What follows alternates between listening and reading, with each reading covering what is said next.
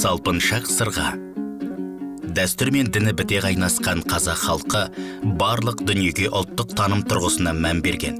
Қыз баланы қырқынан шығарғаннан кейін сырғалығын дәнмен ұқалап жансыздандырып, отқа қызған инемен құлағын тесіп, жібек жіп өткізген. Кейін тіл көзден аман болсын деп күмістен сырға таққан. Күмісті қазақ адал металл ретінде құрметтеген. Себебі күміс адам бойындағы жаман энергияны өзіне тартады. Жүрек соғысы, қан айналымын, қан қысымын реттеуші және айналадағы микробтарды жояды. Қыз бала бой жеткен кезінде жүзінен нұры жанып, шырайланып, көздері мөлдіреп, ерні мамықтай болып, күннен күнге әдемі бола бастағанда салпыншақ сырға таққан. Сырғаның өзі әр түрлі формада болады. Домалақ күмбез тәрізді ғалам формасында, тұмар тектес немесе дуылғаға ұқсас қалыпта.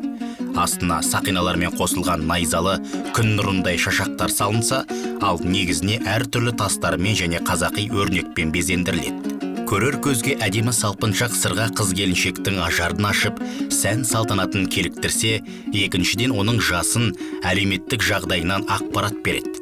Қойдың жас төлдері жүгірген кезде, оның құлақтары мен құйыршақтары салп-салп етіп ерекше әдемілік береді. Осыған орай салпыншақ сырғаны шығарған.